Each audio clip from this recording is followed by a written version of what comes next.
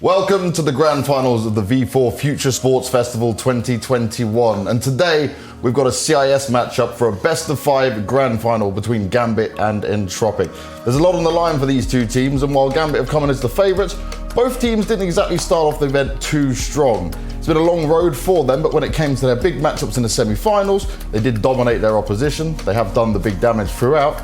And obviously we've got the big storyline in the sense that Entropiq did win that best of 1 against them during the major, but a best of 5 is a whole different scenario. There's a big bit of prize money on the line as well, 150,000 euros for the winner. And Gambit, well, they need to win this, they should be taking it. But to discuss all of this, to go things further, I've got Janko, I've got Kassad, ready to rock and see, well, just more CIS dominance, I guess, boys. Yeah, absolutely. I mean, finally, Gambit didn't get off to a great start in this event, but they got to it eventually in the semi-final. They stepped up and showed us the Gambit that we all expected to see here. And it was a bit more interesting on the other side of the bracket. Yeah. I think Entropiq proving their recent form, really rising to the occasion and booking themselves a grand final spot. It's just a vibe of the year. The CIS region just dominating. You see Navi, Gambit, or DP playing good as well. It's sometimes Spirit as well. So all these teams are just on point. And then coming to this tournament, we saw like Gambit and Entropiq playing really good CS. The thing for Gambit, they started sloppy, they are like a little bit shaky. Usually their first map wasn't really the best one, you know, against Fiend and then against Esuba and that Mirage, then Enterprise against us too, and then yesterday they showed dominance, so they deserve to be in the finals. On the other hand, we have Entropiq, who dominated pretty much throughout the whole event, except for that game against Enterprise a little bit, when they kind of dropped in that Ancient and they'll drop Nuke and then dominated on Mirage. But overall, 2 best teams in the finals. CIS did it again. That has been the story of 2021. Now, I've got to tell all of you guys at home that CU are sponsors out here, good partners that we've got throughout this event, and allowing you guys to have a chance of being involved in the event yourself. What you guys can do is take a selfie, cheer for your favorite team, maybe just cheer for the event, whatever you want to do while you're watching the games, and you can be featured on the broadcast. You can see the link over towards that side of me. There we go. I'll get the right way for it, no worries.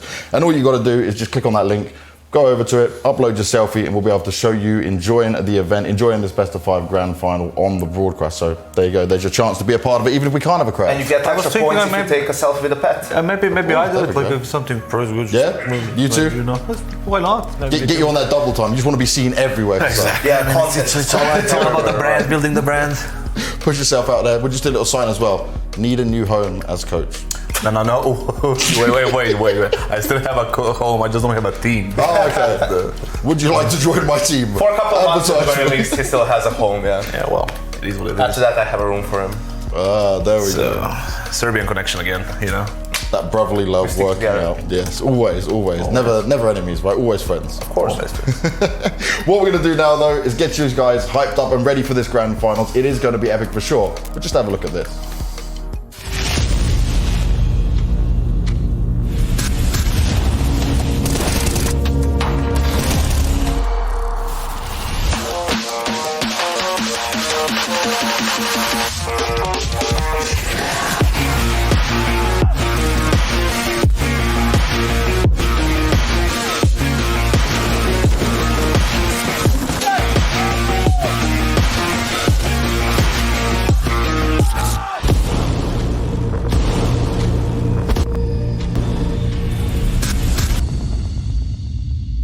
And today we will find out who that champion will be, and there'll be a lot more hype moments just like that. But we're going to take a look also at just how the tournament's been progressed overall, right? We'll look back at what's been going on throughout all of this, because there were some teams that came through and I guess would say surprised us in some ways, right? You look at Fiend, a team that have to come in with a stand-in, that actually do some big damage. I think that the biggest one that we can't ignore is Enterprise, and actually excites me to see what they can do maybe if they get another opportunity in an event. Yeah, without a doubt, the surprise package of the tournament, they arguably could have gone even further in the tournament. That Entropiq game was super close, really. They lost the first map 16-14. You know, it could have easily gone into overtime at the very least. They showed some great individual performances from different players, as well as some good teamwork too. So I don't think there was a lot of people who heard about him prior to this tournament, and they've definitely put themselves on the map. Two positive surprises: Enterprise number 1, Fiend number 2 coming in at number 4th spot, 3rd to 4th spot, because they have a stand-in going on and had a lot of problems. You know, the Bubble is the coach, the analyst, you know, everything that he needs to be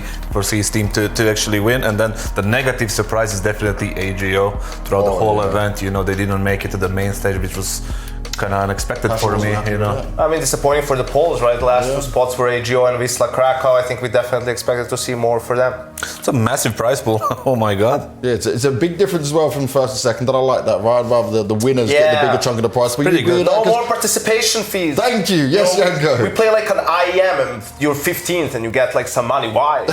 What are you getting money for? Like, you know, I make it like more top heavy, really. I'm always down for that, and it's good to see there's a big difference here. While, you know, other team, you know, 60,000 euro is still good. It's still a pretty decent chunk of change. So, not bad at all. Yeah, I think it's more than fair. Yeah, I want to see that more in prize pools, right? Just for events in general, because like you said, it's not just participation fee. You can literally just be bombing out, win like no games, and you still get a top tier chunk of money. tournaments. When you have like teams like coming in 15th, 16th, or 14th, getting 5-6 Ks. What's the difference? That's not going to make any difference. I think it's just left over from like times of old when a lot of teams weren't salary, didn't have organizations, and they had to pay for their own trips. So it's kind of, you know, you're on zero after that. You just pay for your costs. Now everyone the tournament organizer is paying for all your costs, travel, accommodation, food.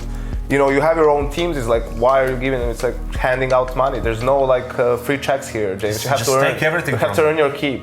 You do have to earn your keep, but we do need to look at how we earn our keep and talk about this CIS years of domination so far, right? Because just look at this. Between Gambit and Na'Vi, the amount of first place in there, crazy. A few up and down positions, right? But Gambit, in terms of consistency, have definitely been the more consistent across the board. I mean, it's just mental, really, because you just have ESL Pro League in the first half of the year, which Heroic won, and that's it. All other big tournaments of the year is just, not just CIS, but it's either Na'Vi or Gambit. It's just these two teams, right? G2 a lot of times like second or top 4, eventually losing to either Gambit or Na'Vi. So that just paints the picture of how dominant they were. Just Na'Vi's on this right side. It's just so crazy that they won literally everything this year. I think he's there the most. You know, obviously, when you talk about Astralis, you can see like they have different aspects. Like Glaive, they have teamwork, they have everything like structure. You know, roles perfectly like on spot, right? And then you have Na'Vi. They're just super powerful. They're just you know. The sharpness of these guys, the skill, the level is just unbelievably high. Electronic, bit, simple, and then you have support pieces. It's just crazy. I think also you look at before them, obviously Astralis was the big team. It was the Astralis era, and they were just a single team. They didn't really have one set rival like this. You know, you have to go back to like 2017 and FaZe versus SK to see like two teams. But even then, when FaZe and SK were winning, there would still be teams who would win a tournament here and there, right? Yeah. Like, you know, and that's the difference here. Yeah, they had Liquid, who was always losing to them, like who was always second. Rival. Here, at least they trade tournaments. So yeah, it's been a while since we had just such a clear, you know, duel between two teams. Well, when we're talking about a duel between two teams, this is the teams that are in the grand final now. And Entropiq, maybe depending on how the bracket went, if Gambit maybe didn't lose their first game, they might not be in this scenario, right? It could have been the setup that we all expected it in Big going up against Gambit. But Gambit, they've showed themselves up yesterday. And that game against Big, for me, was like the statement. Because, okay, it may have got a bit close. It was a very intense game on Dust 2. But they proved that they could just dominate when needed in the game that mattered the most. They have something that you need to look at, right? Because like I said, the first map of the tournament, 9-16 loss against Fiend. The first map against Isuba, 16-40, that massive comeback on Mirage. Yep. Against Enterprise, they lost the first map. In the semifinals, to 16-5 domination, right? But maybe they're doing something wrong when it comes to warming up, preparation to that very first map. Okay. Are they coming in too late? Are they coming in too early? Are they warming up enough? Is the routine like, you know, something that need to be looked at, right? Maybe there is something there. It's not just in the game things, right? Maybe there is something they need to improve on that side to get like the first map going, you know. And you know, I was also fairly critical of Gambit and these like losses and the starts and the close games. I just feel a team like them, the third best team, the third ranked team in the world, shouldn't be in those situations. But then they show up against Big against an actual opponent who could potentially beat them, and they just make it look routine, right? Yeah. So I think in the grand scheme of things, it might have been them a little bit just not knowing these opponents and you know, thinking, okay, we're gonna beat them no matter what happens, and they say, oh, these guys can actually play, right? And then they turn and switch on, and then they just close things out. And Entropiq, and Entropiq on the other side, we have like demolished Sinners, right? 16-2 Mirage. Ridiculous. Game against Enterprise were relatively close, the first two map, you know. Well, it could have been 2-0 Enterprise, realistically, right? I don't think Entropiq kind of expected that kind of fight from Enterprise. Not on right? Ancient. They were kind of blindsided. Yeah. But they managed to get it through, and then a domination against Fiend as well, ish. Right, a little bit of mistakes on that Mirage here and there, but It was pretty clean. It was just overall pretty clean throughout the whole event, minus the little one map against Enterprise. So domination from them throughout the event. This got them into the finals, which is very deserved. And when it comes to Entropiq though, right, they are still a team of very young, inexperienced players. Obviously you look at Crad when he was on the Hard Legion lineup, he did go into the minors, but he wasn't going any deep runs. For these guys right now, they're on such a rise, they've got this like massive motivation and hunger behind them, it seems. Yeah, definitely, and they're also one of the reasons why they're playing a lot of just games in general, but also trying to play more LANs, is to get that experience. I mean, we heard it from Nafani in the HLTV interview they did yesterday. I think, you know, he used the word experience like 50 times in that interview. But because that's just really what it's all about. It's so it becomes second nature for your players, and you know, he even mentioned monitors here are different to some of the other tournaments. Yeah. Right? For players like that who are just used to a certain environment, you know, they're gonna get stressed out for that because, oh, my colors don't look the same. You know, players are, I don't want to say superstitial, but like very creature of habits. Yeah, right? creatures of habit, right? Like everything has to be, you know, you even saw them like tilt the monitor has to be tilted a certain way, this much separation from the desk, from the keyboard, from the mouse pad, right? So it's not only young players, like the older players. I had Bandit, for example. You know, he and Jacob, for example, when he doesn't have the good stand for the monitor, right, the normal stand, he gets a little bit, you know, anxious a little bit. He wants his setup to be perfectly like set up, right? So players have this like you said, habits they want to like fall back into, and then they're going to perform, right? If you said that there is another monitor, that can be a potential problem for many players. You got to get yourself used to it, right? It's Even not like though it our sounds days where you ridiculous. just turned up Yeah, and walked up and it was different everything. yeah, and then you have like someone like Olofmeister playing his 100th LAN, and like you could probably play a major on a CRT monitor at this point, right? The thing is, I had Ezra, right, in the team. He sometimes he puts his gear and then his monitor is like crooked on the other like on side. He doesn't even notice. He just lets him I'm play. playing. And you're like, yo, please, could you just like... Kassar's got OCD. Please, let's let something a bit straighter. Now, I'm going to go into this interview with Crad though, because he actually yesterday came into his own. He had a bad game. I said I spoke to him and he wasn't happy with his performance, and he seemed to be super motivated after that. So let's see what he's got to have to say. I think we were confident more than they are, and we played against them a lot before. Like we played 2 days ago in practice room, so we know them. We know how to play against them, and I think it's not online, it's LAN, and it's more harder for them, I think. I think we did some mistakes on T side. We did like stupid mistakes 1v4. We a little bit stressed after that, but our coach told us that we are stronger. We shouldn't be stressed and just do what we know to do, you know. And we just finished it. I think we played. Last week a lot this map. We played on other tournaments that map. We were confident because we played a lot this map, and we saw before the match how Fiend playing. They don't have strong CT side and shaky T side, so we just picked it and we were confident in this pick. I think we must do a lot of things to be strong and confident top 10, top tier team. So I think it will be amazing if we will end in top 10, but I think we are not tier 1 yet, so we need to do a lot of things to improve. Like on the major, we just analyze their game. We know how they're playing. On CIS RMR, we played on major, so I think it will be like pretty simple prepare like against other teams. Nothing special. So we will see tomorrow what will. We will see today what's going to happen in this, and I would say for Crad there, right, it's like confidence can be high for them, preparation can be done. We know what level Hooch can work at with this overall, but I like his awareness of understanding we're not tier 1 yet. You know, you've still got to put that work in.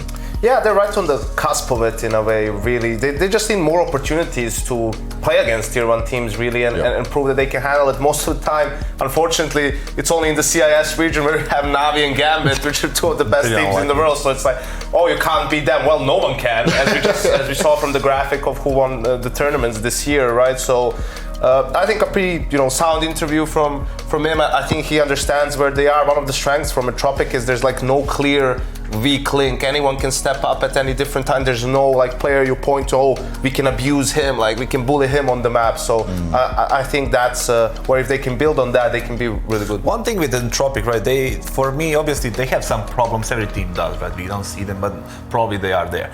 The thing that's good with them, they had the problems with their org before. Now they entered not a big org, but a healthy organization, young, healthy organization. Right? They have like somebody who understands the business behind them, right? And then they got the opportunity, and they, as a team, they're growing, like a healthy growth as well, one step at a time, and they're like getting into a spot where soon, if they continue growing like that, they're going to be in a tier 1 kind of competition. Definitely. Now, next interview we've got is going to be with Nafani here, but before we get into that, right, when it comes to him, he at times in interviews maybe gives too much of like one way of answers, and that he thinks that yes, we can do this, and maybe he believes that, right? But also, do you think that sometimes he's not as aware of what's actually going on around the team as he should be? I don't know. I think he's pretty humble, and all of Gambits in general, they're just, even though they're really good, obviously, they're just saying, hey, any tournament, like, we know we can win it. We don't go in expecting to win it. We just take it one game at a time, one tournament at a time. We understand we need more experience to be able to translate the game from online to LAN, and that's just the best attitude that you can have, really. And it's been such a meteoric rise for these players. I mean, a year ago they were Gambit youngsters still, playing through qualifiers to simply attend a tier 1 tournament, right? So it's just a shock for you, for your psychologically, right, to be aware that wait, we're not like these no-namers anymore. Actually, people on the server are scared of us, not the other way around. So that takes a while for your brain to catch up to what's actually going on. Yeah, it's not like they were like 2 years in some sort of stagnation, changing players kind of thing, right? They just stepped up with this lineup, one tournament at a time, just getting better. In a space of 1 year, they're right here. People are thinking of them as a top 2 team in the world, right? That's something really hard to comprehend. Like when you're a young player and you're surrounded with other young players, and Hobbit, obviously, who is there for a while right now. Still, and then obviously they have a good coach behind them, and they have a good organization, like a long-standing organization behind them to support them with everything they need. So another healthy growth, but there's just, like Janko said, there's just a little bit in the shock, like of what the hell is going on last year, right? We're like right here, just put them like 1 year ago where they were at this point, it was be like beating these tier 2 events, like maybe getting like a potential upset somewhere, people are paying attention to them, and all of a sudden 1 year later, boom, top 2 team. Solid stuff from Gambit for sure, but let's find out what Nafani had to say before we go into the grand final. To be honest, we speak a bit with our coach about that, that if they will, we will have like some thoughts about what they can ban, because we saw that versus Fnatic at DreamHack, big ban overpass, so we speak a bit on this theme, but overall I just say that they will be scared about our overpass a bit, so maybe we can pick Ancient or Vertigo. So we decide to play like maybe not our strongest map, but our good map, and they're bad, so that's all what we have. I like this map, and we playing it rarely because no one wants to pick it versus us, so we letting everyone to pick it, and let's see what we can do. I just don't take it in mind. We will see what will happen in other semi-finals, so no predictions from me. And that's one thing Nafani and Gambit always do, right? They actually don't care who they face. They just beat the opponent in front of them, like you were saying, Janko. Yeah, I mean, it's also 18-year-old or whatever. You have to learn how to trash talk a little bit. Not necessarily trash talk, but kind of use, play the game. We always say Carrigan is one of the best at those games, like kind of putting the pressure on his opponent in like statements and interviews and so on. And that's just something that over time, you know, Gambit players will develop. And also when it comes to on the server, that's, you know, from a favorite standpoint, you can play a bit of a different way. Like individually, you can go for different plays when you know the opponent is. The thing is that they don't know that yet. You know, they're young, 1 year right now, and they don't understand the role of an absolute favorite yet. They will in a couple of years, right? Year and a half, whatever, right? But right now they just don't understand like what they need to do exactly in the finals to get themselves in an even better spot right now. The thing that's going for them is, like we said before, they already had massive amount of finals last year, best of 5, best of 3, you know, long games, LAN on LAN, and then that's a massive advantage for them coming into this matchup here.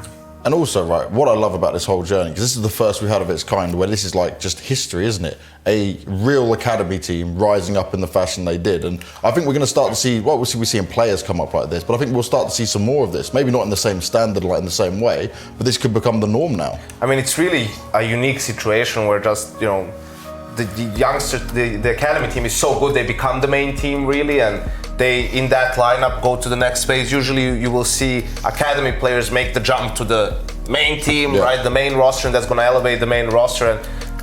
And yeah, I think that's going to be more common, but this was just an impressive. It's a right way if you look at it like in a kind of healthy way, but because like in football, right, soccer, you have like these young generations that win like European World Cup under 21, right? Yes. And they rise up in maybe 5 years into like this national team that goes into like deep into World Cup, European Championship. Like for example, Croatian team, right? They were the number 2 at the world right now. I mean, the last World Cup.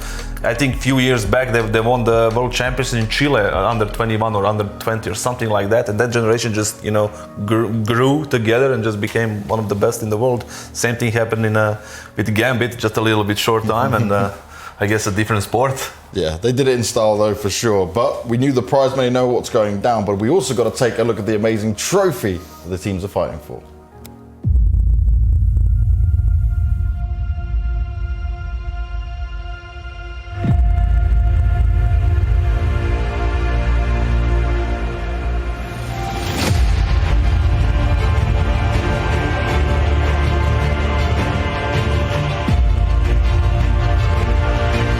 Hungary, you are not my friends. You are my brother, my friends. Cheer your heroes, my friends. Enjoy the event and looking for amazing headshots. El Papito.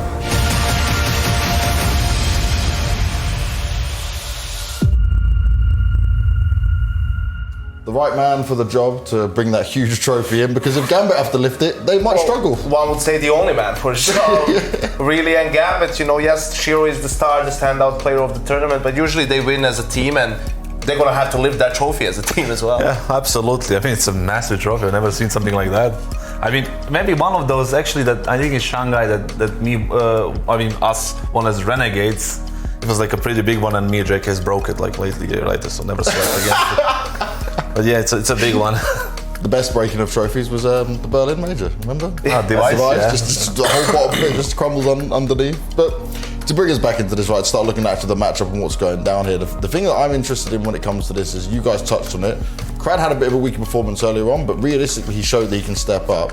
It seems like anyone on Entropiq can have a really solid game. Like their firepower at times might outweigh where you've got like an Inters that slows things down. Sometimes Nafani's not there. Yeah, they still have 4 players in the top 10, the highest rated, but I mean, now you play against Gambit, and I think that's a completely different beast that you're gonna have to grapple with in this game. And I still think, obviously, pound for pound, Gambit, Exactly. a much stronger team. The trio of Exile, Shiro, and Hobbit, right? There's not a trio equivalent to that on Entropiq that could really battle them. We said that, you know, anyone can step up on Entropiq, and that's gonna have to happen. Like different players, everyone will need to like play better and play almost their A game really for Entropiq to have a chance in a best of 5 series.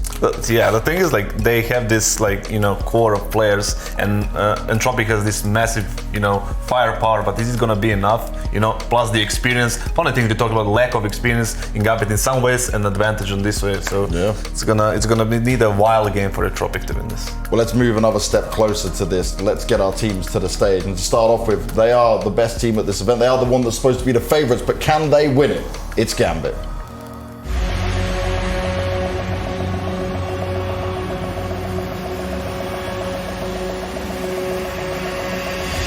Dark wave.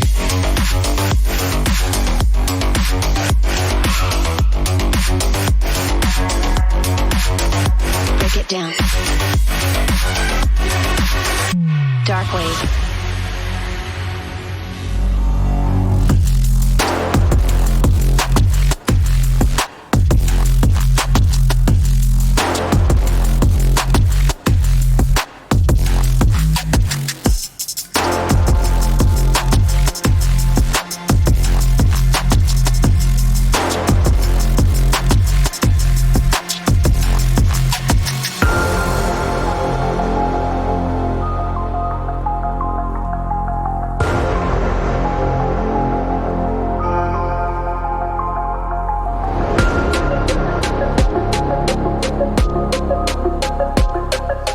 Some smiles on the faces of the Gambit players there, which is nice to see. Certainly maybe getting used to the stage at this point.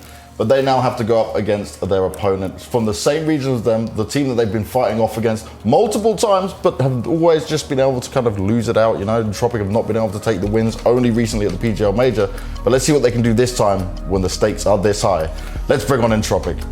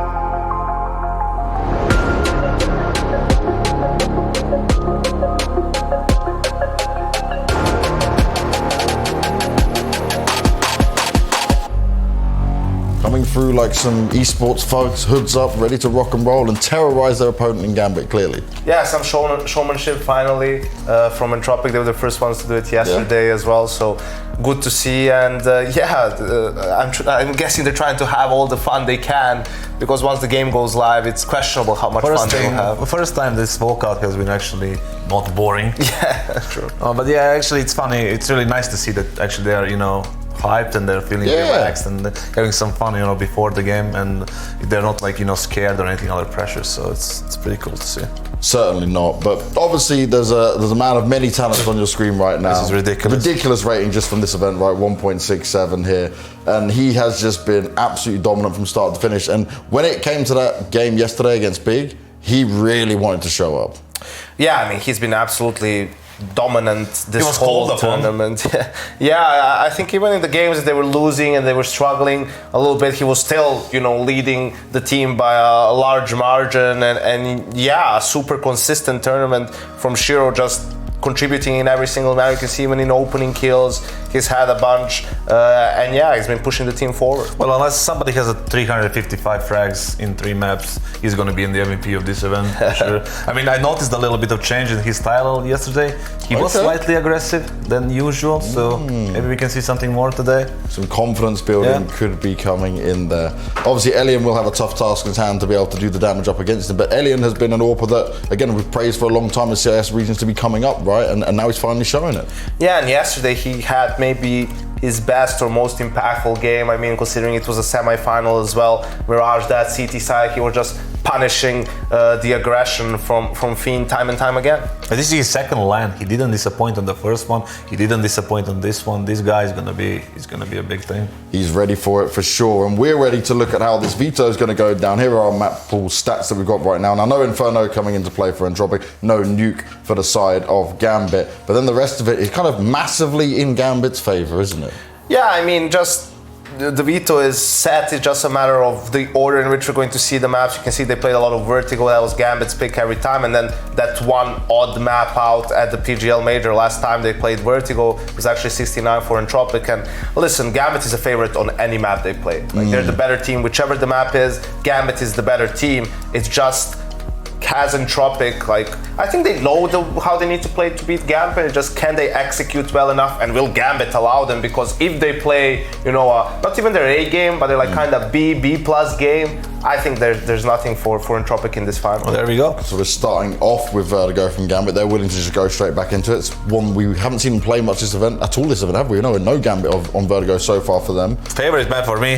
Finally, I get. There you go. You can be happy, Kazar. Yeah, exactly. It's gonna be a rematch of that major game, and actually Gambit picked it, so that means that they're not really, thinking about it all much. So I think in theory you maybe would like Gambit to go for overpass over Vertigo, considering that last time, but that just tells you the mindset of Gambit, like how confident they are. They feel like probably that major game was a fluke. Yeah. They choked it a little bit, right? And that, speaking about that confidence, it's Entropiq picked Ancient. Ancient, that was pretty good yesterday. And what did Navani say in the interview? No one's picking it against us. Well, here you go. Yeah, I think also I'd say that as a mistake. It doesn't matter that much in a best of 5. Like, you wonder why not go for Mirage. You had success on it this whole Why not tournament. Dust 2 maybe, or Mirage. Considering the Dust 2, yeah, they're very. Maybe go into weakness, The other side, Mirage going into strength. They picked the third option, which is Ancient, which is kind of surprising, but they have a game plan, I'm sure of it, so.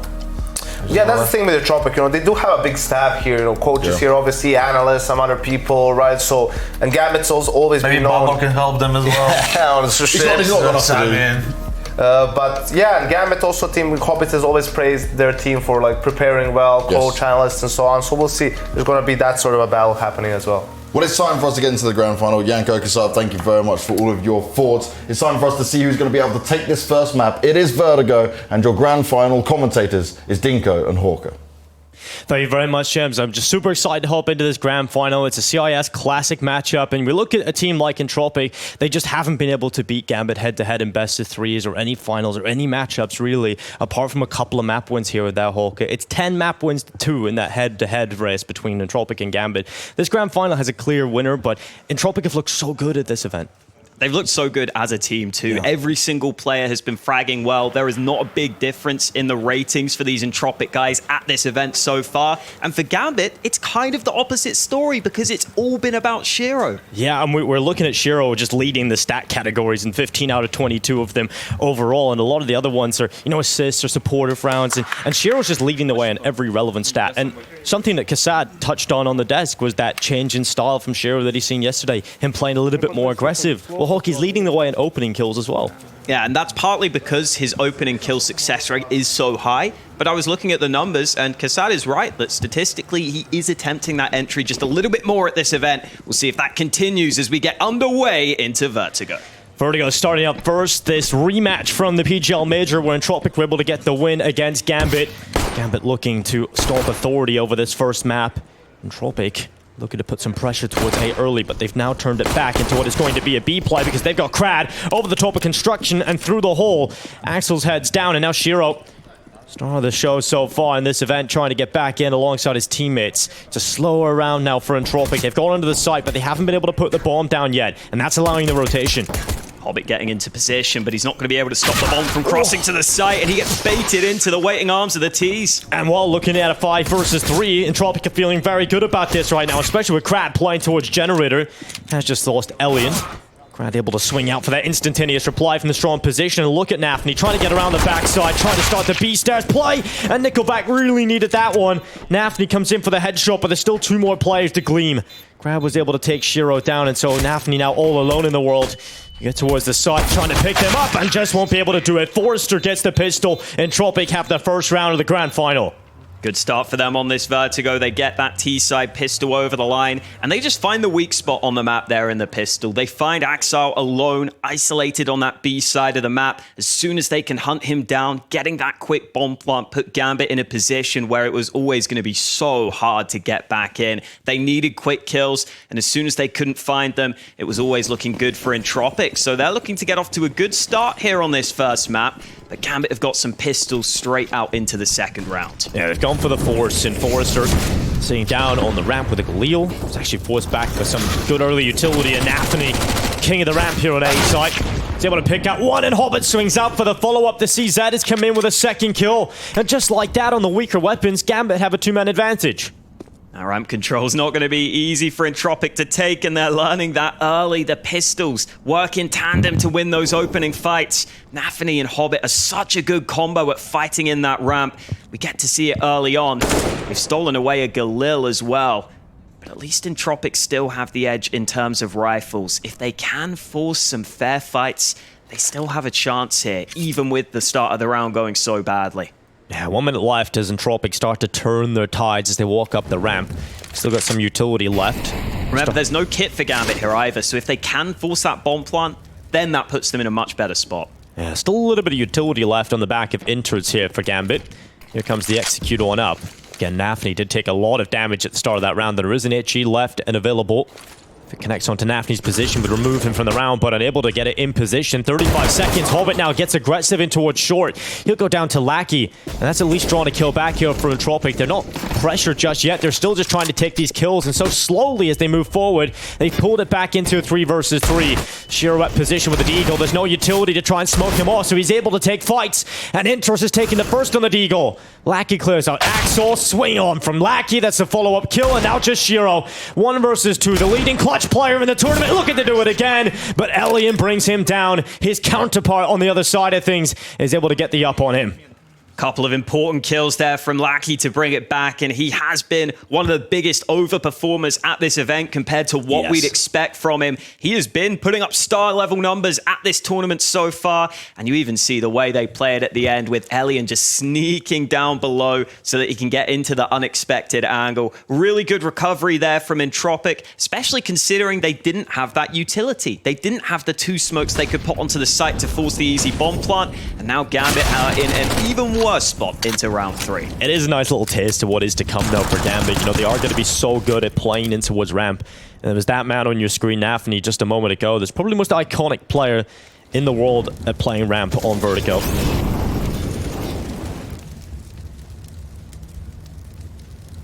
They're doing on both sides of the map too. Once we switch halves, he is definitely someone to keep an eye on. He can fly up that position fairly frequently. Wacky.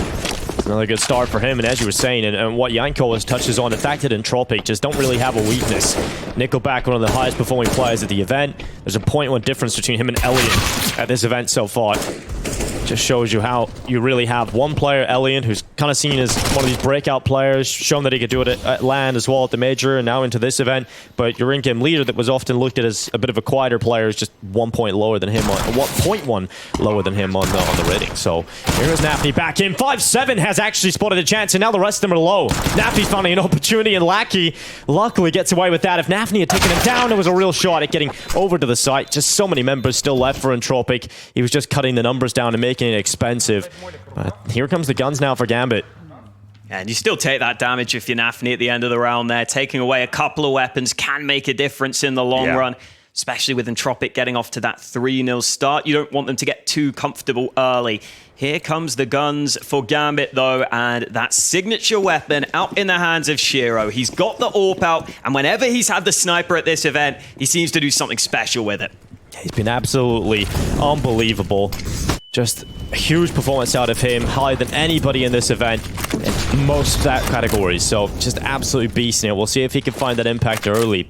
To think Hockey started the tournament a little quiet as well. A couple of missed shots in the first map. We got to see them in play, but since then he has warmed up massively. Good control onto ramp here for Gambit. They're not really challenging it. They've thrown down a deep smoke, and Entropiq have respected it. Doing what I like to call the Nafany smoke. Finally looking to take that ramp control back. It is hard to take ramp for the T's at the start of the round sometimes. If you want to fully commit to it, you have to use a lot of flashes often and a lot of utility.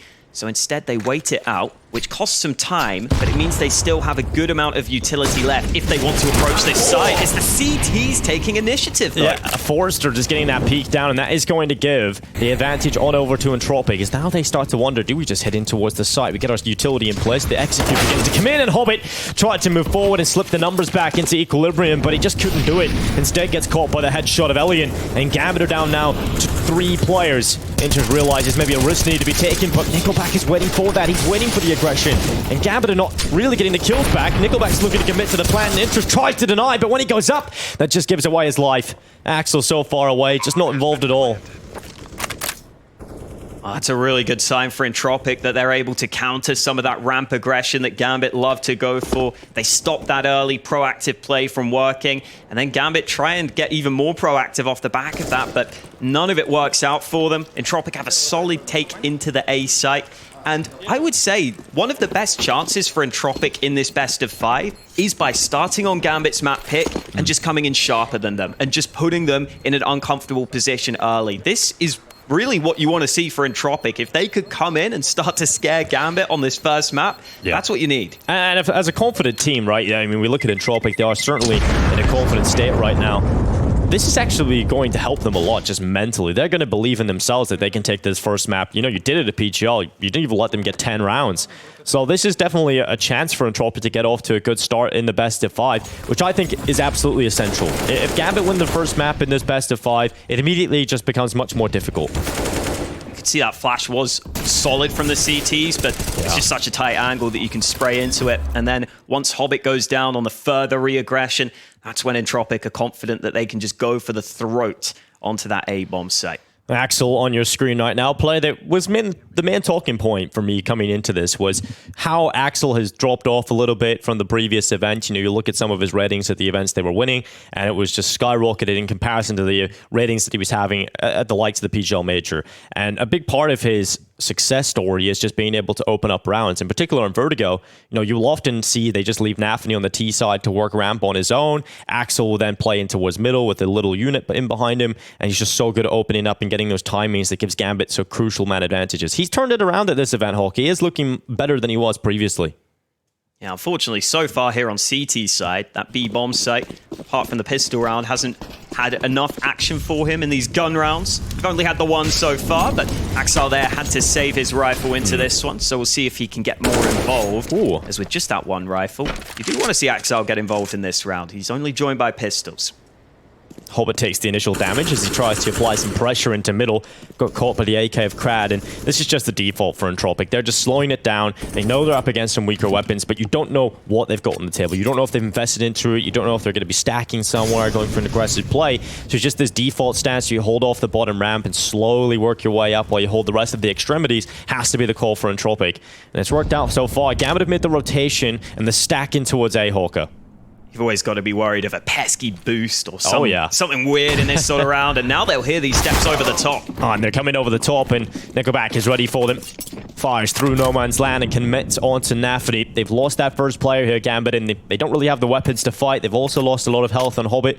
This is looking tough for them. Ooh. Gambit faked some noise running back towards mid, and then they walked back to this A site. So there's a chance Entropiq thinks some of those CTs have rotated away here. Yeah, Gambit just trying to pull them into the greatest opportunity possible for them to do some damage and clothesline them and have the majority of the players here. And with 30 seconds left, Inters gets flashed into the peak, and it's worked out. Inters in with 2, Shiro with a follow-up, and then Entropiq are now down to 2 players. Their legs are swept from beneath them as Axel now trying to flank around the backside. Nickelback has got a double, but Axel's proactive play finds the kill that saves the round for Gambit. Oh, Entropiq, that is going to be a stinging round. Oh, Nickelback was the one walking out looking like a boxer, but it's Gambit who just throw a knockout punch at them in this round. Those kills were so quick with the Deagles. Shiro and Inters getting instant headshots. The fact that Inters gets away with 2 is incredible there. That is the display of skill that you want to see from Gambit. Such an impressive round win, and now they've got the rifles to work with. If I were Entropiq, I'd be scared already. It's certainly a statement here for Gambit, posing a risk in those kind of rounds. But Entropiq have a chance still with this buy to put them to bed in this round. Entropiq do not and cannot fall into the mindset of negativity and respecting too much in towards the ramp. They have done a good bit of work, but I think in a couple of these rounds, Alex, they've been a little bit too tentative. I'm fine with them starting the round like this, though. I think absolutely you really don't want to go down to any early aggression, and they are just slowly taking that ramp control in general. That will be the aim again in this one. A little gap on the right side here, and this is what Nafny will do a lot. Just play in and around the smokes, be a problem, but Forrester's ready for that. You know when you're going up against Gambit, that is going to be a problem, and Forrester will take Nafny down. Man advantage in play here for Entropiq. And look at Hobbit's angle.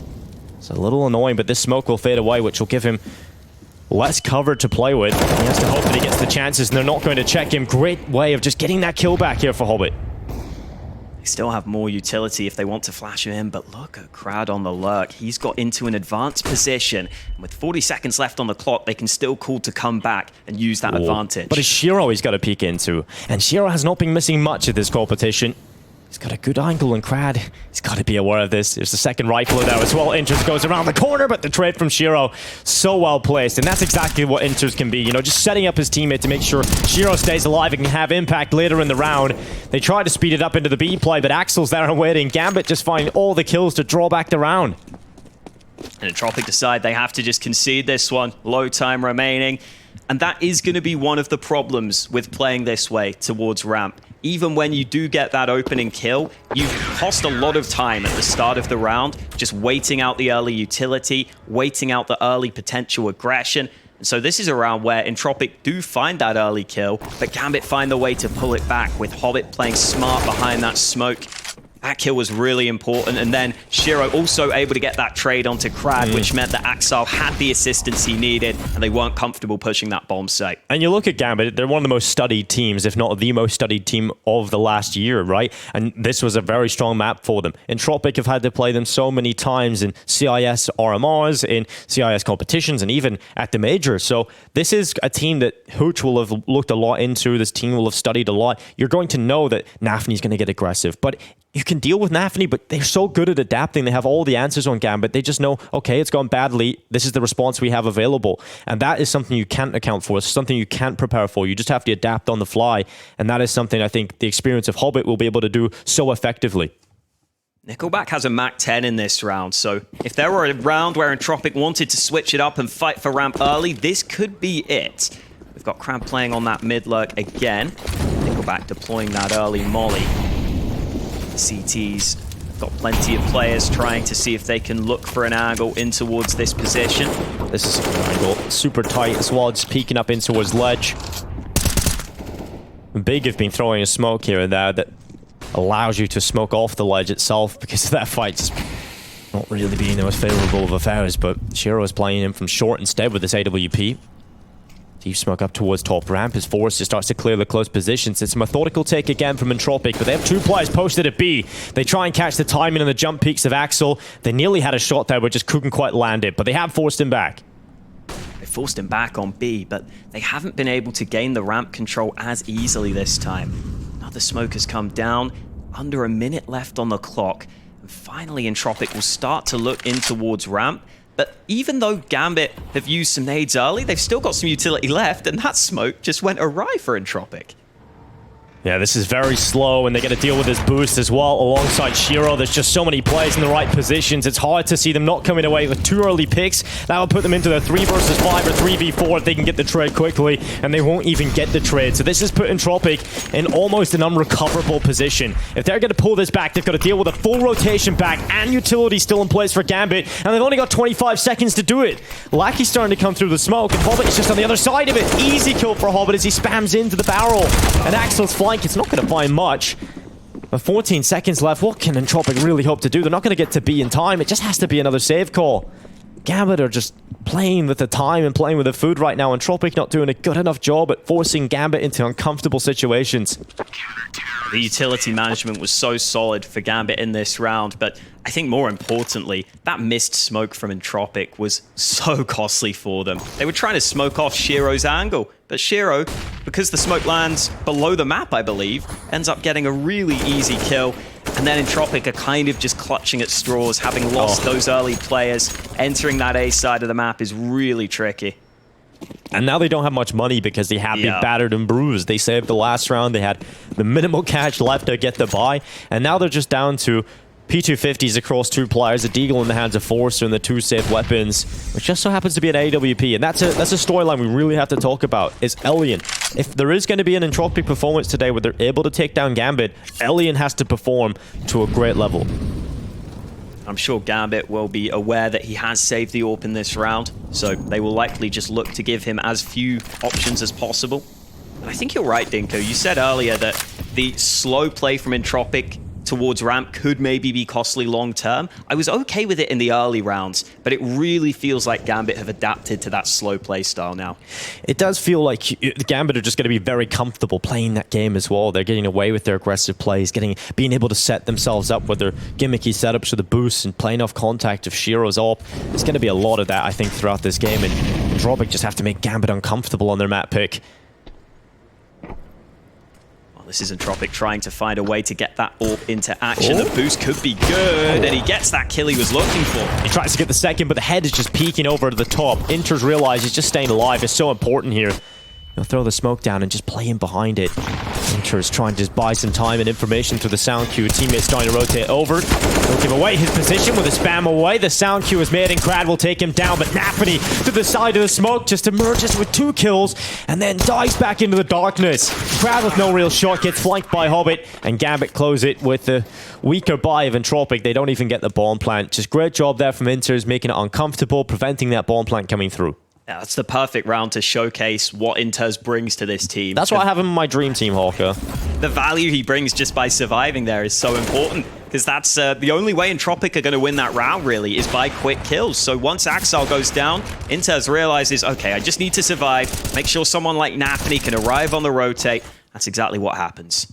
I'm sure we've all played matchmaking and our B players have died, and we're just like, oh God, I can't do anything.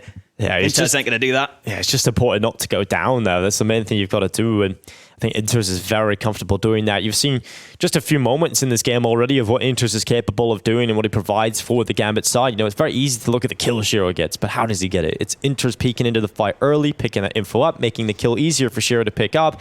In that round, Nafany comes in and gets the 2K, but the only reason he's able to do it is because Inters has allowed that to happen. So there's little details you've got to keep a lookout for when a player like Inters, usually an unsung hero, is able to pull off impact. I love seeing Hooch get quite animated there in this timeout too. The conservative start was okay. We are in the round, but I would love to get into to see what's happening here. We can maybe see from the perspective of the monitors as they look to take pot of B control. It seems like Entropiq have gone into that. Oh, there's a kill. That default. There is a kill already come through. Elian's opened up the round. Nafany's out of play. And now a man advantage in play here for Entropiq. This is more like it. This time it seemed like a faster approach onto that ramp. They have got that early kill. They're putting some pressure on the CTs, and now they could catch a rotate. Yeah, well, Axel's waiting to line them up, and Krad just opens up the round. Axel down, and a man advantage now double for Entropiq. Much better start to the round. Inters peeks out and gets an important kill back. It's not going to be the equalizing kill, but it certainly puts it within touching distance. And when you kill Axel here, you know he's normally the B anchor, so they realize the B site is open. They quickly push in, and now they've got a brilliant chance to win the round. Yeah, fantastic acceleration and commitment from Entropiq. It's a quicker round, more decisive. Now they've got to hold the post plan. No utility for the Ts though, so that gives the CTs the chance to have those clear lines of sight, but the CT utility also isn't doing much right now. Oh, Inters is trying to drop himself down from construction. Again, has that AWP of Shiro trying to peer through the angles, but Inters is the rifler that needs to clear the corners. Forrester, the first player to go down this time. The Hobbit utility being put in place by Inters, but it's Lackey, a close generator that gets caught. Shiro brings him down, and now it's all on Krad. Fantastic performance yesterday, but needs to do it again here. Just can't get it done. Shiro brings him down as he switches to the AK. On the way out, he'll reclaim the AWP, and it's Gambit with another successful retake. Nickelback doesn't really look like he's lost the round there. It looks like he's just having fun with a hand warmer. Yeah, he seems to be okay with it, but that was a really impressive retake. They clear out some of these close angles early. This was that initial frag from Elian, which forced this rotation from Axel. So Axel gets caught. This looks like a locked-in round, but Inters finally brings one back, and the utility that Gambit used didn't actually get any kills, didn't force any players out of position, but it cleared out some of those close angles they had to be scared of. They used the smoke well. They win another round into the lead. Yeah, and Shiro is now peeking down into short little gap for Nafany to play with. He knows all the tricks in the book when it comes to utility placed down on ramp, and that is given the opening. That previous round loss could really be tough for Entropiq to come back from. Crad was saying yesterday, after that 1v4 they conceded, they were a little bit shook by that. They think it actually affected them. But look at Nickelback sneaking up to B. Another kill onto this B site. Yeah, he's just cracked it open, but there's a little gap for Axel to play with. And he's actually using the AWP in this round. Axel with a double AWP alongside Shiro really needs to start delivering because Crad is now out. Shiro has got that pick, and advantage sides of Gambit again. They've been so good on the retakes. Elian realizes we've got to win some rounds now. We've got to win some of these. And he's going to go and take some fights to try and bring the numbers down. He's holding them off as they come through construction. It's the rifles getting toppled, and Shiro just in with one, but Lackey swings out for the reply. Entropiq finally on the board with another round win. And you can see it's just a positive influence on their mindset. A great bounce back, and they're finally switching up that playstyle somewhat. They actually put some pressure on B early in the round. They get Nickelback into a position where he can sneak up onto that bomb site, and then on B, it is much easier to just get that one kill and quickly accelerate. Whereas over on A, even if you get the kill on ramp, you have to make noise pushing up. You maybe have to set up some nades. Yeah. If you can just win that one key fight on B, that can be enough sometimes to get you onto the site. And they are getting into the site time and time again, right? Gambit have gone for some retakes and they've been very solid. But Entropiq feel like, okay, we've step one is getting into the site and getting the bomb down.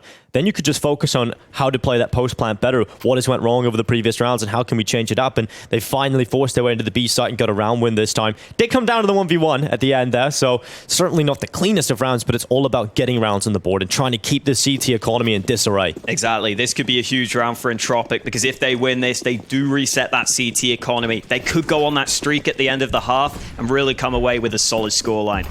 Shiro.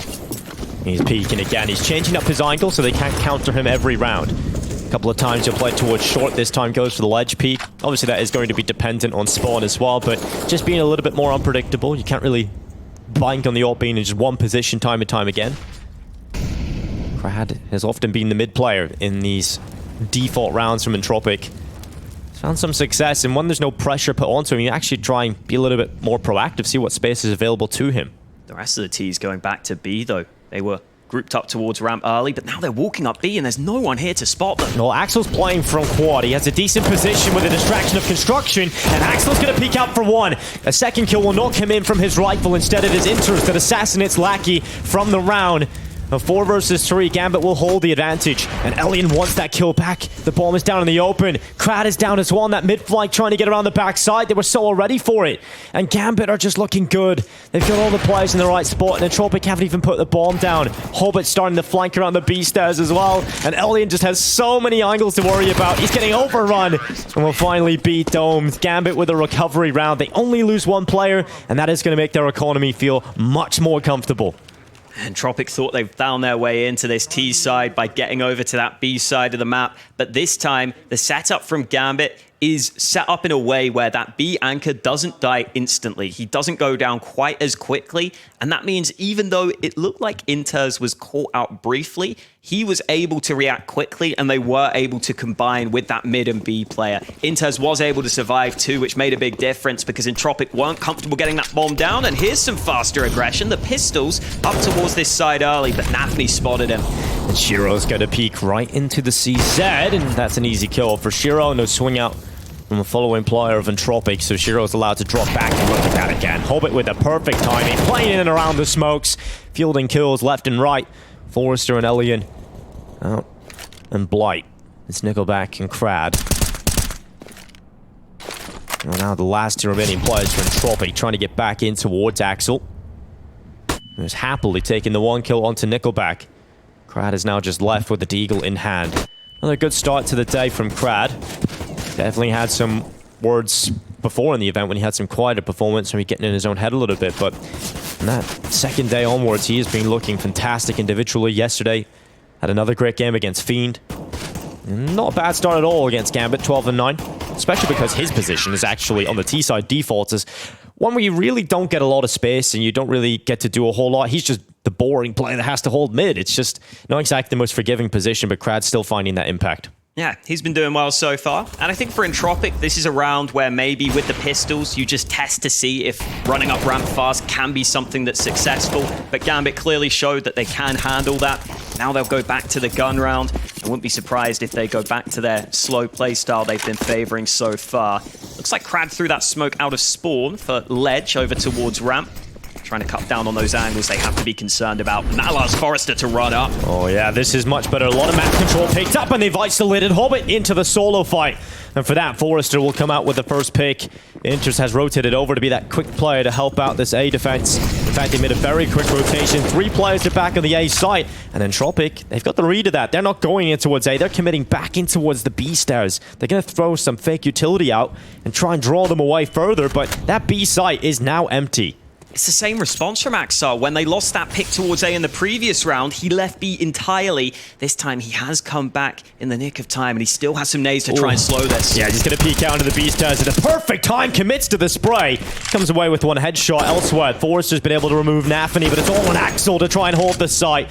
He just couldn't do it. Now Inters and Shiro into the 2v4. Now we have seen a lot of great retakes from them, but this round is just so difficult. What a shot from Shiro. So quick onto Crad. But Entropiq still have the player advantage. They still have the site. And so that is just worrying signs for Gambit. So they realize no retake will be happening. The save call has to be made. And Entropiq, again, that barrel back into the B site just with numbers is able to get them on. Inters was just watching construction in case someone strayed too far away from the safety of the site. But that won't be happening. And it is another round where once the first kill comes in for Entropiq, they seem to realize that B site could be the weak spot. Sneaky, sneaky. The little tip of the barrel around the corner. Elian's been picked out, and Shiro's looking for the second kill. And oh, he gets caught. Gets bedded in. Good shots from Forrester in this round. And that is a player that has had this explosive ability, in particular when they're playing in a deficit situation. You know, if they're down a player, I think Forrester in this event has been so good at being influential for Entropiq, working those kills. But in this round, showing he's good at just getting those openings and getting those mid-round fights as well. And as soon as Entropiq are able to get those early trades and get the early advantage, they seem to know what the response from Gambit is likely to be. They seem to have been well prepped into what those CT rotations will look like. They are finding the weakest spot on the map, but it's those early kills that have been crucial to allowing that to happen so far. So we've got to keep an eye on those early fights, because this time we've got a boost thrown into the mix. Gambit once again finding another little gimmick, something you can pull out every now and then. Hobbit has had a few of them around his own utility, but this time on top of his teammate's head. I wonder if Entropiq can suss this out, because this is a round where Gambit have really not shown any presence towards ramp, which is quite rare for them. And it's going to give them the space and the time to feel comfortable about checking the boost as well, because there's no pressure being applied at all, but they're not looking up there. They're not thinking about it. It is a pretty shallow boost. You have to let them go very wide, and that's exactly what we're talking about. Crad just cracking the head of Hobbit, and that might just quicken the pace here of Entropiq, who have actually crept very close to the side. Gambit did not have that info, so rotations are slow. They haven't got the numbers back to this side of the map. Unfortunately for Nickelback, though, he just gets clotheslined by Inters, and they haven't been able to get onto the side. Flash is so good, and the aggression of Nafany through the smoke has caught Crad and the bomb that is now down in the open. For Entropiq, it's time to pull it back in the 3v4. They've taken damage, and because of that, it's an easy pick on the Forrester through the boxes. And now Elian and Lackey have to do the almost unthinkable move of pulling back this 2v4. Lackey moves forward, gets triple peaked, and so 1-for-1 trade is immediately there. And Elian, as good as he is, this just isn't a round you can win. He's stuck towards short, and Gambit have the numbers. A good opening from Entropiq, but Gambit, I thought the rotation was going to be slow. It was, but it's those little risk plays that they're willing to do, Hawker, that gets them those kills back. Yeah, so much that goes into this round. First, Crad is aware of that boost, as we were saying, maybe realizing it was a little too quiet. It was a little off towards the ramp early, so they get that early kill, but that's when Entropiq have to make that call quickly. Do we instantly commit off that kill? Because when you see that boost, you know there's a second player committed to that short angle. They decide to go for it. That one smoke on the site means that Nickelback can get really far up, but because the CTs have the utility, that flash over the top gets the frag, and now they have that foothold into the site they needed. Nafany with a good spam through, and Gambit have salvaged this half really well after that slow start. They were 4-0 down. They've brought it back to an 8-6 lead. Oh, this is a little different from Entropiq, trying to boost over the top of the smoke, and actually had a shot there on the Hobbit, but the HE goes down and soars through the smoke to connect onto damage on Nickelback and Forrester. Just one HE is able to get that much damage onto them, Hawk. It's a great start to the round here for Gambit, just utility-wise.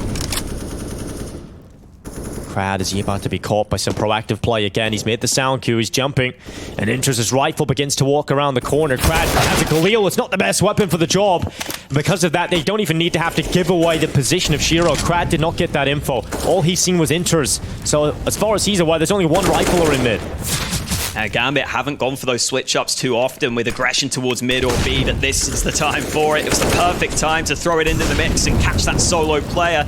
And now the ramp control is being taken by Entropiq. They only have a couple of smokes remaining to try and get onto the site, though. And they're turning this into just a quicker play. Now, once these smokes are down, you've just got to go. You've just got to try and open it up, but Inters and Hobbit are in good spots. Hobbit's boosted up. Shiro's been caught through the smoke by Elian. Fantastic shot out of him. But again, Gambit just don't really let them breathe. They don't let them have that space to feel comfortable to get the bomb down. They've also got to deal with Nafany towards short, and Elian goes in for the fight, just can't land the shot. And because of that, Nickelback now alone in a 1 versus 4. And they spot him out. They know they've got him pinned in short. He doesn't have the bomb on his back. Gambit are going to go ahead and take 9 rounds in this first half. Their map pick looking strong for the most part. Again, Entropiq, you can see they had a lot of preparation coming into it, but you just couldn't deal with some of the little plays coming through from Gambit, playing in and around utility, grit flashes through, and some risk plays coming in from a lot of these individuals for Gambit that have shown up early on. This has been a really fun chess game to watch throughout this first half. This was the final move made in the first half of Gambit. Inter's just going for some mid-aggression, which they rarely threw into the mix. Crad was so often solo lurking mid that it works out perfectly for them. And then the rest of the players on the A site win their fights in tow. I think all in all, Gambit will be fairly happy with that half because they got off to that slow start. They came back and got a solid scoreline on the board.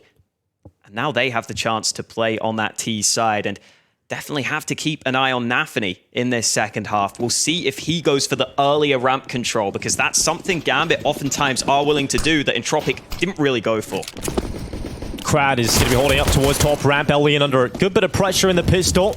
Gambit trying a very quick round, but has been stifled here for Entropiq. As they go forward, it's Forrester removing Axel. Shiro trying to get the trade kill, but he hasn't been able to do it. He hasn't been able to pull that kill back, but Nafany will. Problem is, the bomb's down at short, and Nafany's caught from behind. Entropiq finding the crucial kills and have now put it into a winnable situation. It's just Inters left in a 1v3. P250 in his hands. Bomb on his back as he was able to slip away with that. You'd love to try and get onto the bomb site and just put the bomb down here for his side. Give them an advantage in terms of being able to pull the force buy into the next round. But very good stuff from Entropiq. A rapid rotation. And now a player down the bottom of the ladder. Crad is low. Just one bullet would do it. And Inters does bring Crad down. Now we can run up the ladder. He's going to pick out that sound cue. He could catch Nickelback into the 1v1 here, Hawker. Inters has time. He has 50 seconds left. If he turns this into 1v1 fights, well, certainly there is a chance for Gambit to win this pistol. Absolutely. Inters is going to start to come back to B.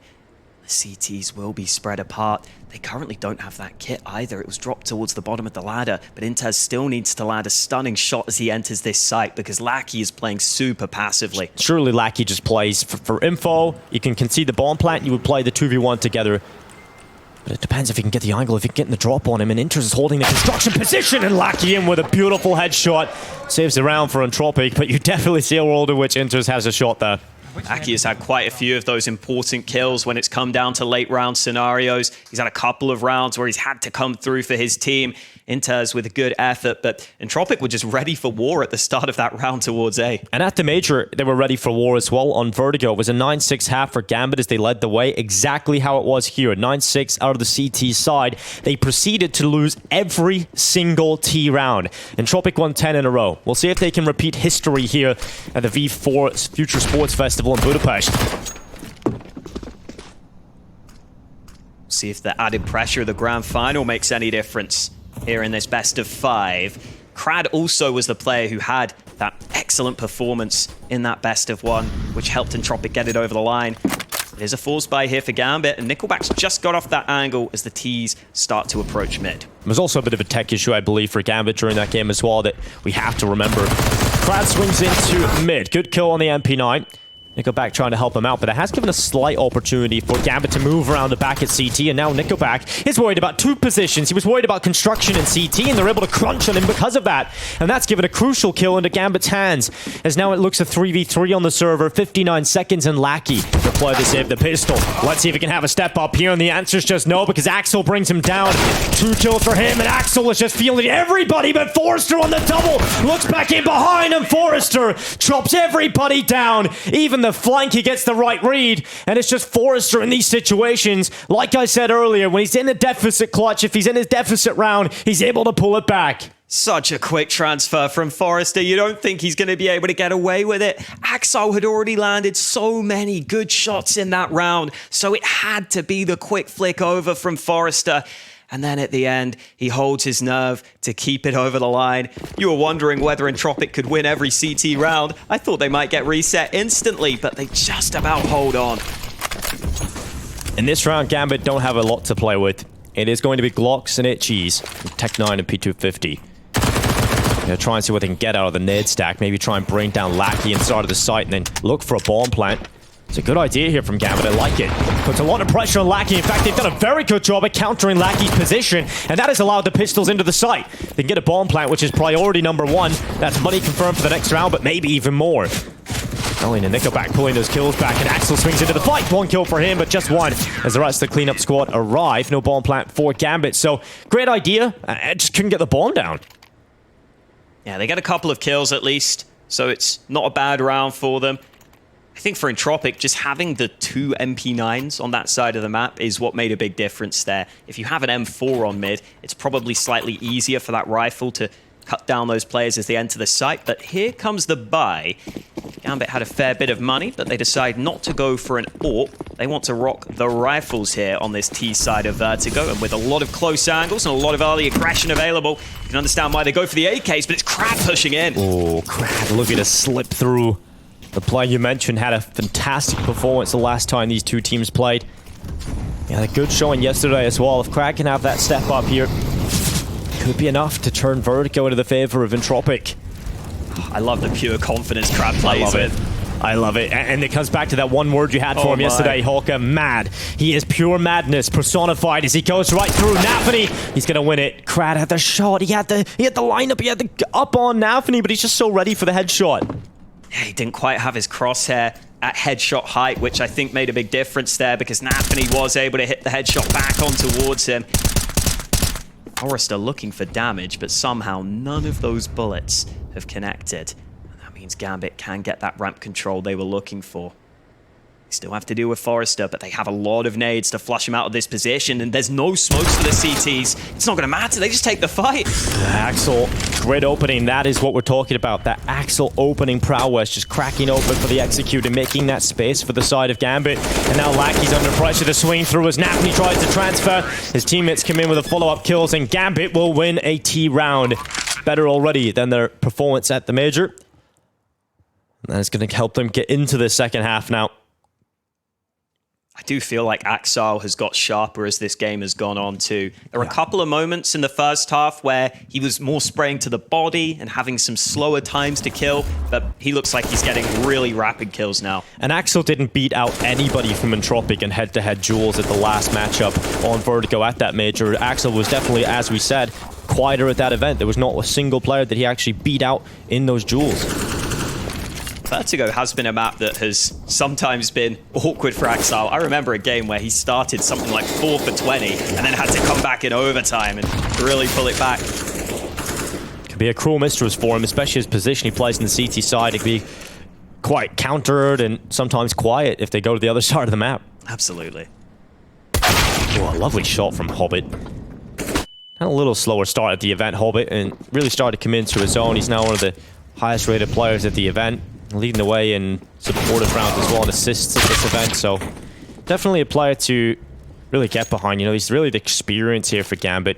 A little worrying, you know, at the start of the event, talking about how he was starting to get tired, it was starting to get to him, Hawker, and you can't really blame him. I mean, he's a family man, has a family behind him, and he's playing with a team that is extremely young, so he doesn't really have the same lifestyle as those guys, right? And he's just having to force his way into every event. It's get a little exhausting for a player like Hobbit, and He did go AFK for a little while. He disappeared for a while and returned to the scene after winning the major MVP in Krakow. He's now back and fragging out with Gambit. It's good to see Hobbit back at the top. I think he brings a lot to this team, as you Absolutely. pointed out, the experience, but also the versatility I think he has as a player, where he is willing to switch up his roles for some of these young stars at times. And also, there aren't that many players that are as experienced as him that are still just real stars at the top level of Counter-Strike. It's really been cool to watch Hobbit's career progress. We are back to a gun round now, though, and we have to see if the new blood in CIS and some of these Entropiq players can start to fight back. Elian misses his early opportunity. Yeah, Elian hasn't had the best start in this game.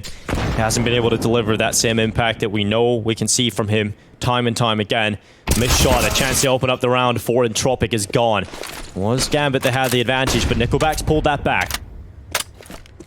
Nafni was able to get Krad out of the round again here. That could be an important head-to-head battle to watch, but at least Entropiq had Nickelback lying in wait to make sure they bring it back to even numbers. It still gives Gambit the map control they were looking for, though. They'll still be happy with an early trade, especially with all the utility left for Gambit to work with. And Entropiq continue to dump all their nades early in the round. Yeah, and Gambit have just cleared out the sandbags, making it quite clear utility is being placed towards a potential A play. And Axel just right through the metal sheet has taken Forrester out, and that's given the advantage to Gambit. Elian's turned another miss shot. You can't afford to miss shots at this stage in the tournament, especially in these kind of rounds. Elian needs to pick up his socks and try and pull these kills back. Luckily, Nickelback's helping him out and giving him a chance. Elian does bring down one, but Hobbit and Inter's pulling back the round, and Hobbit might just win this out. He's looking to pull off the 1v1, and Nickelback goes down. And speaking of what Hobbit brings to the team, well, there is a classic round from Hobbit. The frustration on the face of Hooch, and that is a round you've got to feel was in your hands for Entropiq. That could be a turning point, because that crashes the money into the absolute depths of despair now for Entropiq. Most important round of the game so far, and it's Hobbit who holds his nerve. Those were the early trades on ramp, but once that kill comes in for Gambit, they realize they can commit. Entropiq still did a solid job at winning some of those early fights, even after that missed shot from Elian. But as you pointed out, it's heartbreaking for Entropiq with the economy game now so far against them. And you could see just Hooch knows how much that round meant to Entropiq, how much they stood a chance in the round as well. Elian was given so many chances just to hit his shots, and Axel with that kill through the metal sheet as well. It's just going to be in the back of your head. It's such a frustrating round. Entropiq have just got to stay focused, though. They've got to stay positive. This round certainly shall be thrown to the wind. It's all about staying in the game mentally. We have seen comebacks from a lot of teams in this competition. None more so than these guys. Entropiq trying to throw some wrinkles in this round. They had the double stack on mid earlier. Now they have the double stack on ramp at two separate angles. The dink lands, but they lose a player in the process. Nafni was trying to sneak in, but Forrester doing damage from the site. Yeah, little P250 taps. Nafni brought down. Look how low those Gambit players are. Yeah, that is a little worrying. You know, if Entropiq can start to create that stack, but Hobbit is always where you do not want him to be. He's around the backside again. Nickelback down, and luckily Lackey was in position to catch Hobbit out. He wasn't ready for his second player to be there on the left side, and Lackey alongside Elian pulling kills now, and it's just Inters and Shiro, and suddenly Gambit stand a chance at losing this round. Oh my god, here we go, Entropiq. Shiro's throwing them up out of the map because he knows he has to play on the AK. The king of the clutches in this competition leads the way. Far superior than anybody else at this competition in clutch rounds, and Shiro's gonna do it again. Another kill for Shiro. Is he about to give us a masterclass again? Lackey sits and looks for the pick as Shiro on low HP is the walking wounded. He'll cross behind the smoke and take up position at short. Lackey has to start thinking, where is Shiro gone? Where has the ever elusive Shiro disappeared to? And he's gone back all the way around. The bomb isn't even planted for him. The bomb's not even planted for Shiro, and he's playing around the ramp, but Lackey turns, and Shiro with a majestic clutch, the headshot connected, and he is giving us a grand showing in this grand final. Shiro has just been so good this tournament. He hadn't been having his same standout showing in this map so far, but you just knew it was coming. Forrester did such good work from the site, but Shiro is so unbelievably good in these clutch scenarios. This time not even with the AWP. The AK is so sharp for him on the first kill, and I think he realized the CTs wouldn't have a kit in this round, so he didn't get ahead of himself. And look at that reaction from Nafany. He is hyped as hell because he knows Shiro has just saved Gambit again. Last round was frustrating for Entropiq. I would say that one's more frustrating, Hawk. You have yourself this golden ticket, your chance back in after losing that previous round and watching the economy get completely reset. And then Shiro is alive. You know, you never really feel comfortable in a 3v1 and you look at the top and you see Shiro's little face looking at you because you know he still stands a chance and he's just so ready and so cerebral in those situations. And for a player that we talk about not having that experience, the fact that he's so good in those clutch scenarios it's just unbelievable. So many times he's able to pull it off. What a monster. But we're right back into round 23. This time Entropiq have rifles. Positive sign that we're able to bring it that close. Yeah, they'll try and think of it like that. It is hard to think in that positive mindset Glass sometimes. half full, isn't it, Hawk? Exactly. If you did that well with the pistols, but you've got the rifles, maybe you can close out a round. Ooh, pressure put onto B. Lackey was reloading. They're boosting over the top, and Lackey able to adjust in time, but he goes down. Yeah, Nafany's very quick to trade that out. You don't want to let space go in favor of Entropiq. That's a bomb. You have to try and snatch it back, and yeah, the bomb has been caught. Nafany committed to it solo, and Hobbit's trying to get in behind him. He's behind the smoke, and he has to regroup with his teammates. The bomb's given away to the B site. This is the perfect chance now for Entropiq. Not a lot of utility here for Gambit either. Rotation being made as well from the CTs, Hawker. There's not much of a chance for the flank for Gambit right now. They hadn't been able to get in behind, which is the best way you can try and cause some chaos in this scenario. You can see Entropiq just have so many players watching this position. Elliot, he's watching the drop back from Inters. He's going to try and peer his way forward into the site, leaping from Tetris.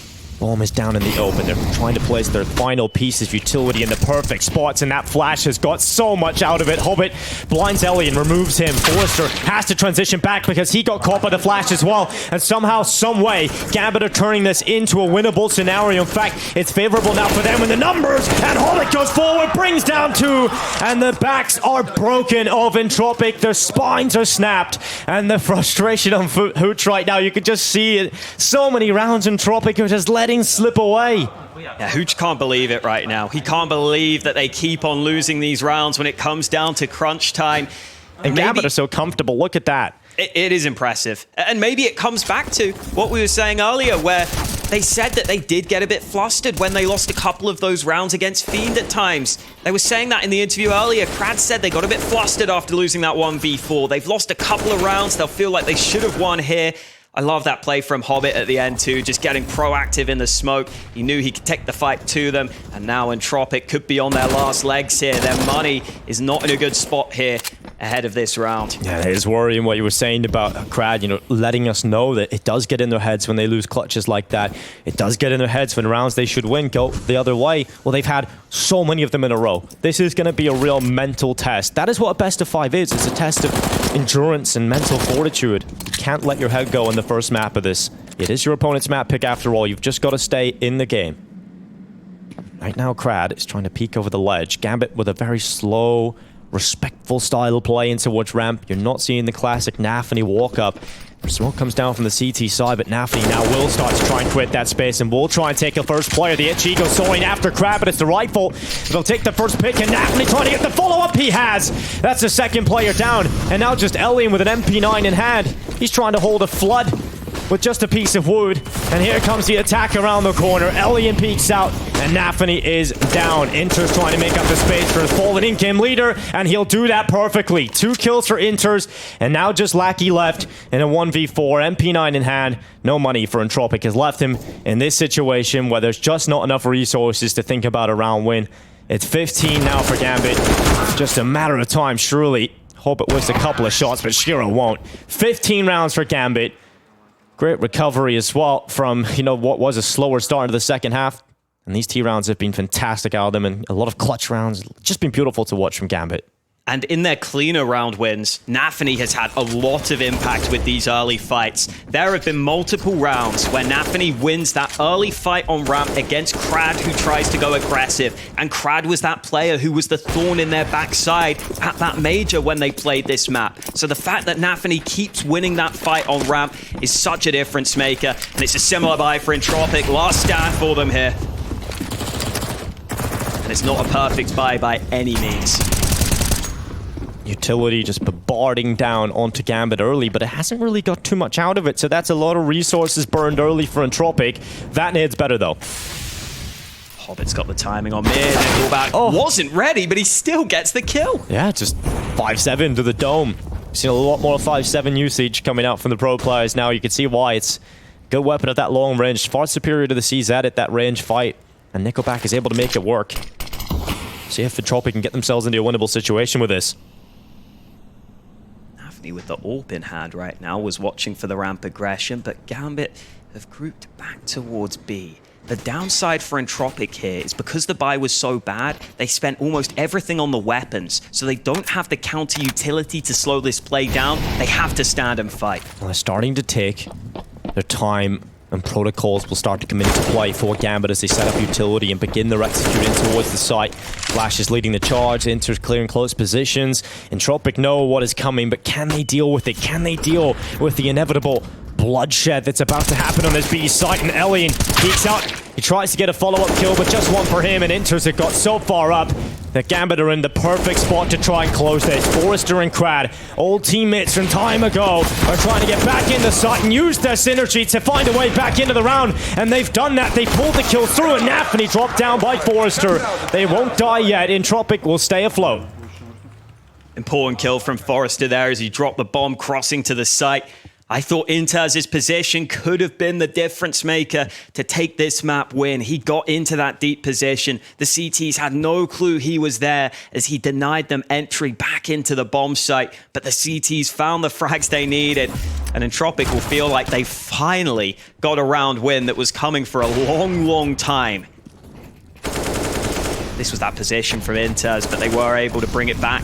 Just dropping the bomb to the site, making a big difference. And now for Entropiq, they're finally back to a proper buy. It's unreasonable. Shiro is feeling it at this event. He is a machine and does not want to be denied.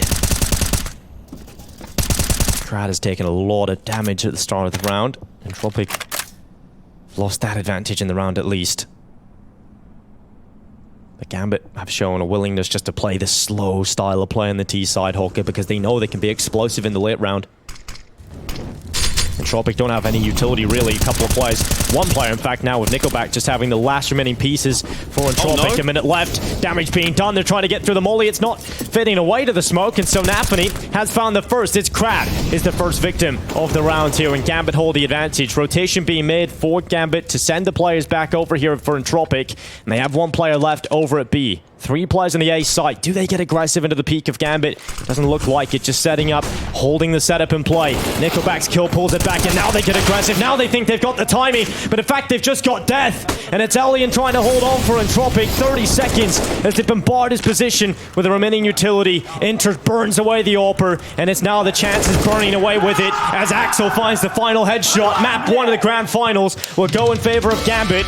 It's Vertigo and redemption and revenge from the PGL Major.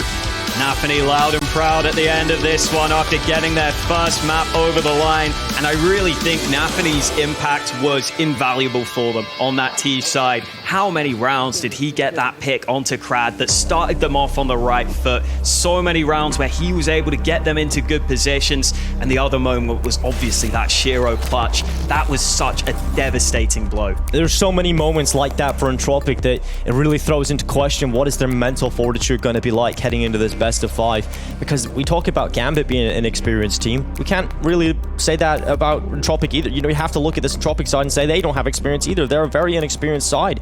So you've got to focus and try and focus in on the fact that it is your opponent's map pick. You've lost map 1. You can't let those rounds get to you. You've got to stay in this best of 5. I wouldn't be surprised if it is Hooch who will just be talking to them between those maps. He's always the guy that's going to be prepping them anyway, and if I were in his shoes, I probably would just try and remind them of that fact that This is absolutely a marathon, not a sprint, in a best-of-5 final. That's a map you can just put behind you. You probably weren't expecting to win on that map anyway if you were going to win the BO5, so they can come through and they can still play with confidence. Yeah, well, Gambit take map 1 of this grand final. The favorites are steamrolling ahead. We'll see if Entropiq can fight back, but before that, we've got to go to the desk, which is coming up after the break.